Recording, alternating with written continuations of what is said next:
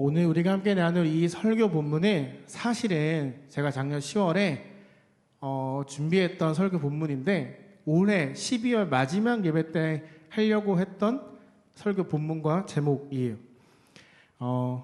여러분이 올 한 해 모이는 교회, 흩어지는 교회로 잘 살아냈다, 그렇게 살아내느라 고생했다 라고 칭찬하고 격려하고 싶었어요. 그런데 정말 생각하지도 못한 그 이별의 순간이 왔죠. 아직 올해가 한 달이 남았지만 그래도 말해주고 싶었어요. 모이는 교회, 흩어지는 교회로 살아내느라 참 고생 많았고 수고했어요. 여러분, 하나님이 여러분 사랑하는 거 잘 알고 있죠. 우리가 고백한 것처럼 너 우리에게 사랑한다 라고 말씀하시는 그 하나님 늘 알고 있죠. 자, 그럼 여러분의 질문 하나 할게요. 와, 오늘도 하나님의 사랑을 내가 경험했어 라고 여러분 매일 고백했을까요? 오늘 하나님이 나를 사랑하는 걸 내가 또 알았네, 이렇게 여러분 고백하며 살았나요? 우리 잘 생각해야 돼요. 우리가 오늘 살펴볼 이 아가서는 우리처럼 사랑받는 걸 너무나 잘 알지만 그 사랑을 잘 느끼지 못하는 한 여자에 대한 이야기가 나와요. 되게 사랑받을 만한 사람이거든요. 모두가 그 한 사람이 나 너 사랑해 라고 말하는데 그 사랑을 받아들이지 못해요. 그 사랑을 이해하지 못해요. 여러분, 왜 그런 줄 아세요? 저 여인이 어떤 사람이냐면 솔로몬 왕이 와서 가자, 나랑 같이 가자, 나 너 사랑해 라고 이야기를 하는데 따라가지를 않아요. 계속 버텨요. 여러분, 하나님께서 우리에게 이렇게 말씀하시거든요. 내가 너를 사랑해, 괜찮아, 넘어져도 되고 말씀대로 살지 못하는 순간이 있어도 괜찮아, 다시 해보자, 내 손을 잡고 일어나면 돼 라고 말씀 늘 하고 계시거든요. 여러분, 하나님이 올 한 해, 아니 매일의 삶 속에 우리와 함께 하셨고 여러분에게 필요한 은혜를 매일 부어주고 계셨어요. 그런데 우리가 저걸 잘 기억해내지 못해요. 내 앞에 있는 것, 공부, 시험, 여러 가지 환경 때문에 저 말을 알긴 아는데 그닥 피부로 느끼지 못하고 살아갈 때가 되게 많은 거죠. 우리를 향한 하나님의 태도는 절대 변하지 않거든요. 그런데 나의 태도가, 나의 마음이 수시로 바뀌는 거예요. 내가 여기 있어, 내가 너를 위해 여기 있어 라고 말씀하시지만 안 들려요. 내 눈앞에 있는 게 더 크고 내 눈앞에 있는 게 더 급하기 때문에 들리지 않는 거예요. 그래서 우리가 내가 원하는 대로 잘 되지 않을 때, 원치 않는 상황을 맞이할 때, 특히 다른 규칙으로 이 땅을 살아가려고 노력하면 할수록 더더욱 저 마음이 느껴지지 않아요.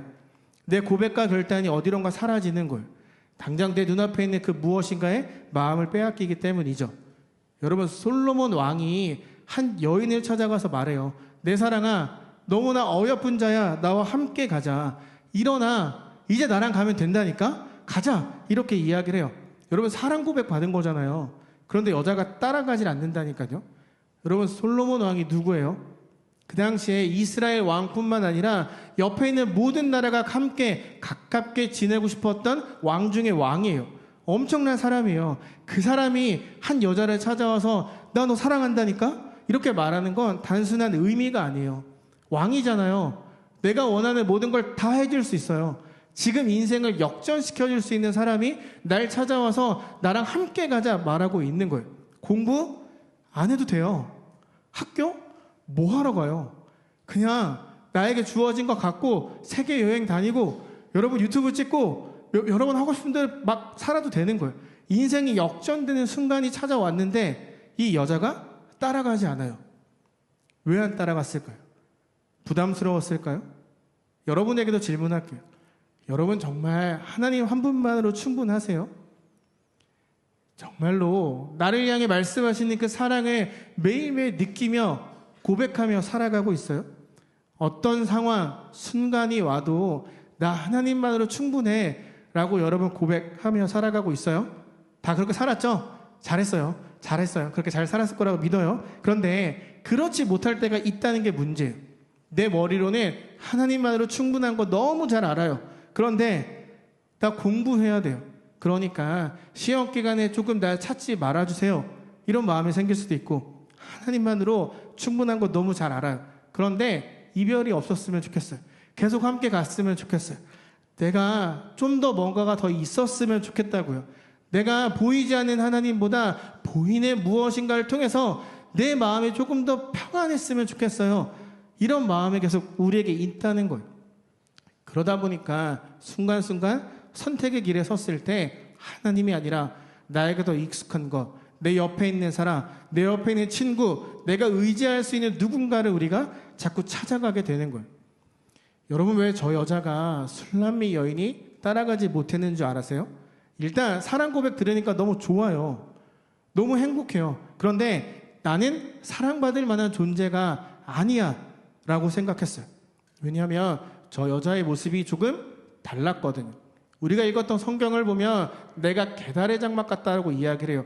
저 장막이 뭐냐면 뜨거운 태양을 막아주는 천막인데 찢어지고 구멍난 그런 염소, 소 그런 가죽으로 만들었어요. 내 모습이 그렇다는 거예요. 좀 별로라고 이야기를 하는 거예요. 두 번째로 내 피부가 검다라고 이야기를 해요. 그러면서 뭐라고 하냐면 나 깔보지 마. 내가 피부가 까매도 나 그렇게 나쁜 사람 아니야 라고 이야기를 해요.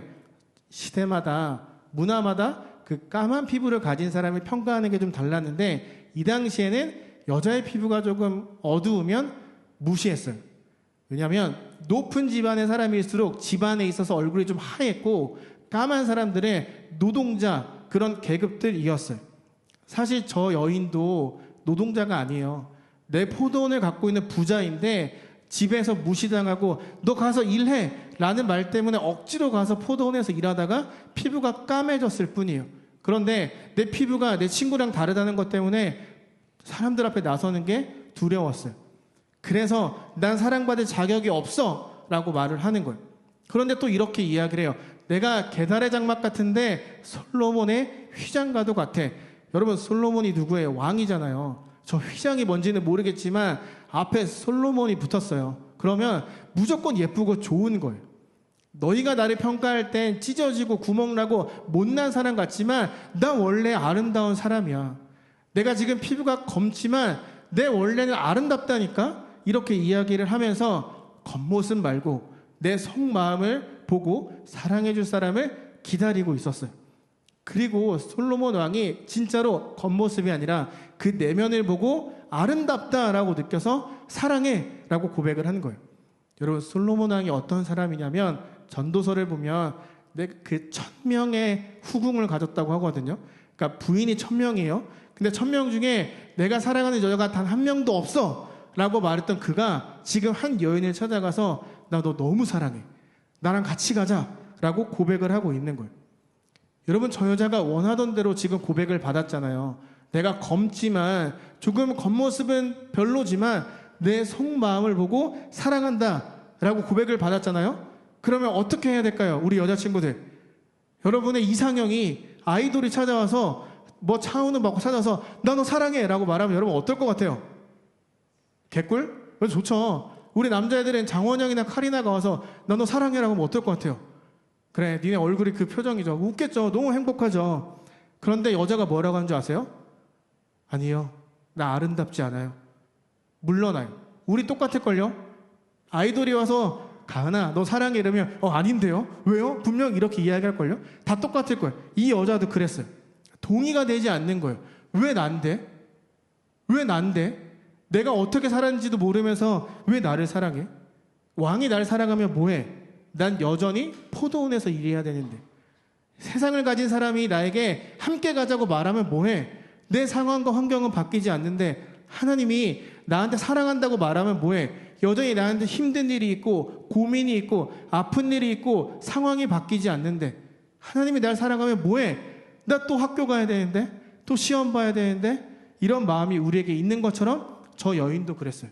그러다 보니까 동의가 되지 않는 거예요. 내가 사랑받는 걸 이해할 수가 없는 거예요. 저 당시에 포도원에서 일했던 사람들이 그러니까 돈을 받고 일하던 사람들이었어요. 그런데 포도원의 주인이 직접 가서 일을 한다는 건 온 동네 사람들에게 비웃음거리가 되는 거예요. 이 여자는 평생을 기댈 곳 없이 살았어요. 성경을 읽으면 오빠들이 가서 일하라고 시켰거든요. 오빠가 힘이 더 세잖아요. 그런데 여동생 보고 너 가서 일해 라고 억지로 시킨 거예요. 가족에게도 사랑받지 못했어요. 친구들에게도 마찬가지였어요. 누군가에게도 의지할 수 없는데 내 피부가 까매져 가는 걸 보고 자존감이 무너졌던 거예요. 그래서 사랑한다고 고백을 받아도 이해할 수가 없었던 거예요. 이 사람이 엄청 뛰어난 사람이고 뭐고 간에 난 별로 이해가 되지 않는 거예요. 여러분, 만약에 아까 말한 것처럼 여러분의 아이돌 이상형이 여러분에게 사랑 고백을 하고 사귀게 됐다고 쳐요. 그래서 그걸 럽스타그램에 사진을 올렸어요. 비계를 올렸는데 그게 걸렸어요. 그럼 어떻게 될 것 같아요? 이런 말 듣겠죠. 네가 뭔데 우리 오빠 옆에 있냐? 어디 그런 알파카 같이 생긴 게 장원영 옆에 있냐? 너 밤길 조심해라. 너 죽는다. 막 이런 얘기 하지 않을까요? 저 여자도 똑같았어요. 내가 솔로몬 옆에 서는 순간 모든 사람이 손가락질 하는 거예요. 네가 뭔데? 너같이 피부 까만 여자가 뭔데? 왜 거기에서 그것까지 생각하니까 난 사랑받을 존재가 아니야 라고 생각을 하게 된 거예요. 여러분들의 올 한 해는 어땠어요? 모이는 교회, 흩어지는 교회, 그리고 다른 삶의 규칙을 갖고 살아가는 것 쉬웠어요? 여러분, 고백과 결단을 지키며 살아가는 것 괜찮았어요? 위클리 미션 한 번도 안 빼먹고 다 한 사람 있어요? 없죠? 말씀대로 사는 것 어렵단 말이에요. 어쩌면 이런 부정적인 생각을 했을지도 몰라요. 이렇게 사는데 내가 그리스도인이라고 할 수 있나? 하나님이 날 사랑하실까? 나 구원받은 거 맞을까? 내 삶은 왜 늘 이러지? 왜 이런 생각이 드는지 아세요? 저 술람미 여인처럼 나는 사랑받기에 좀 부족해 라는 마음이 여전히 있기 때문이에요. 여러분, 솔로몬과 저 여인은 엄청난 계급 차이가 있죠. 하나님과 우리 사이도 마찬가지예요. 여러분들이 매주 사도신경 고백하는 이 천지를 지으신 그 하나님이 나를 찾아와서 사랑한다고 말씀하시는데 잘 안 믿기잖아요. 잘 안 느껴질 때가 많잖아요. 왜? 현실감이 없으니까. 이 여인도 마찬가지예요. 왕이 날 사랑한다고? 현실감이 없는 거예요. 그러다 보니까 우리가 말씀대로 고백한 대로 살아가지 못할 때가 좀 더 많은 거죠. 그런데 여러분, 우리에겐 그렇게 살아낼 능력이 없다 해도 여러분을 부르신 나와 함께 가자고 하시는 그 하나님은 능력이 있는 분이잖아요. 우리가 그걸 너무 잘 아는데 이상하게도 스스로에게 자신감이 없어요. 내 자존감이 자꾸 낮아요.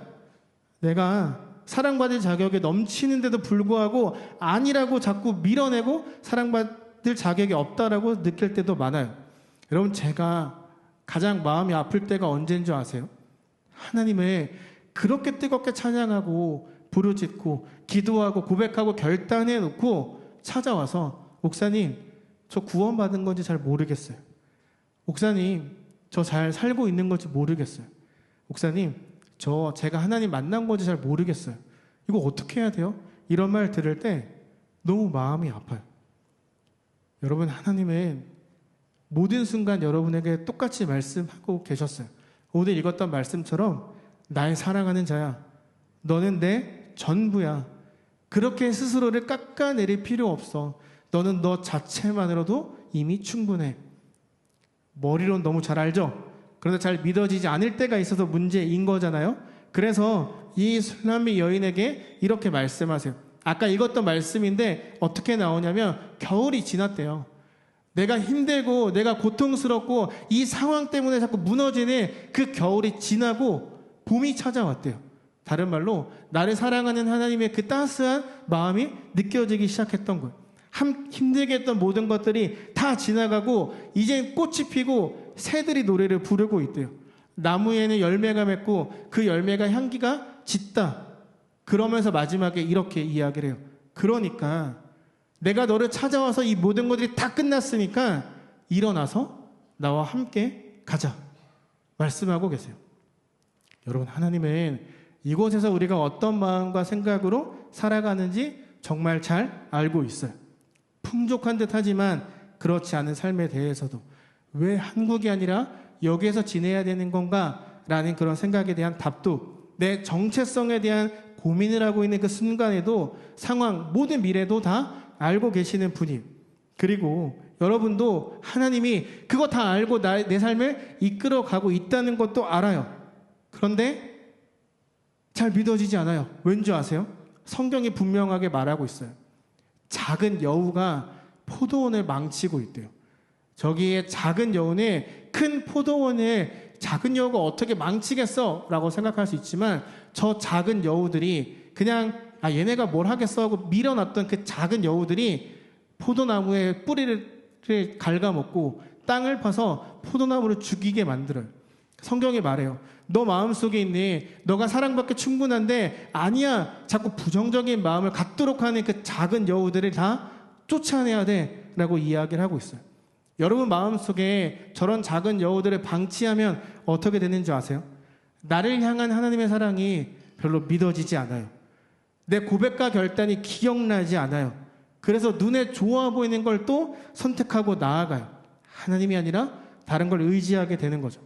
저 여자가 나중에 시간이 지나서 깨달아요. 내가 그 사랑을 거절했지만 난 그의 품 안에 있는 거구나.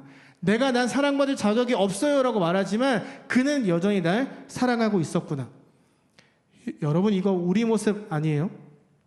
내가 나 스스로를 아무리 낮게 여기고 부족하게 생각해도 내가 사랑받을 자격이 없어 라는 마음이 있어도 우리는 절대 하나님의 품을 떠날 수 없죠. 왜? 우린 이미 그분 안에 속해 있는 존재이니까. 우리는 이미 모이는 교회, 흩어지는 교회가 되었고 자유교회 공동체가 되었고 여러분들이 속한 모든 공동체에 그리스도를 드러내는 사람들이 되었으니까, 하나님의 흔적을 이 땅에 새기는 사람들이 되었으니까 내가 아무리 거절해도 우린 이미 하나님 품 안에 있는 거예요. 여러분 이 아가서를 통해 자유교회 공동체를 향한 그 하나님의 마음을 매일매일 느끼며 살아가기를 소망해요. 너는 나의 전부야. 세상이 너를 아무리 작게 여겨도, 세상이 아무리 너를 보잘것없다 말해도 아니야.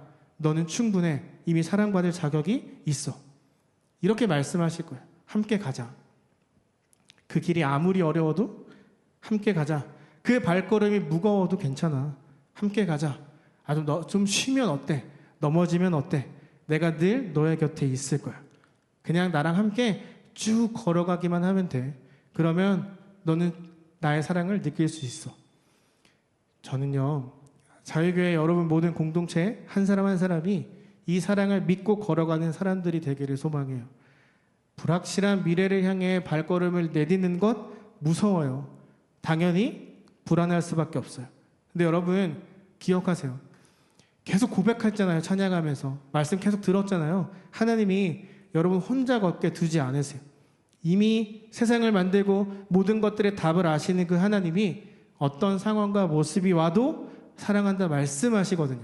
그러니까 여러분 그걸 머리가 아니라 정말 가슴으로 믿는, 받아들이는 여러분들이 되었으면 좋겠어요. 오늘 우리가 함께 드리는 마지막 예배이죠. 많이 속상하고 저도 속상하고 너무 아쉽고 그래요. 근데 여러분 우리 한 가지만 약속해요. 계속 속상해하지 않기로. 이 시간을 통해 또 다르게 내 삶에 일하실 하나님을 기대하기로 함께 약속하면 좋겠어요. 그렇죠? 약속할 수 있죠? 여러분 잘하고 있어요. 잘 해왔어요. 모이는 교회, 흩어지는 교회로 살아내느라 얼마나 고생했어요. 괜히 제가 그 선서문 줘가지고 그거 보게 만들고 모이는 교회, 흩어지는 교회로 계속 살아야 된다. 이 세상에 하나님의 흔적이 지워지니까 너의 삶으로 하나님의 흔적을 새겨라. 이렇게 말해서 얼마나 힘들었겠어요. 그런데 그럼에도 그 말씀을 붙들고 잘 살아내줘서 고마워요. 힘들었던 것도 알아요. 그리고 내가 깨달은 대로 살지 못한 것 때문에 나를 보고 스스로 자책했던 것도 잘 알아요. 그런데 여러분 저는 말해주고 싶어요. 오늘 이 말씀처럼 정말 잘했고 잘 자라고 있고 잘 해가고 있다고 저는 믿어요. 울지마. 나도 눈물 나오잖아. 여러분 자유교회가 이렇게 많이 변화되고 여러분들이 좀 더 가까워지고 함께 찬양할 수 있었던 건 그럼에도 여러분들의 말씀대로 잘 살아냈기 때문이에요.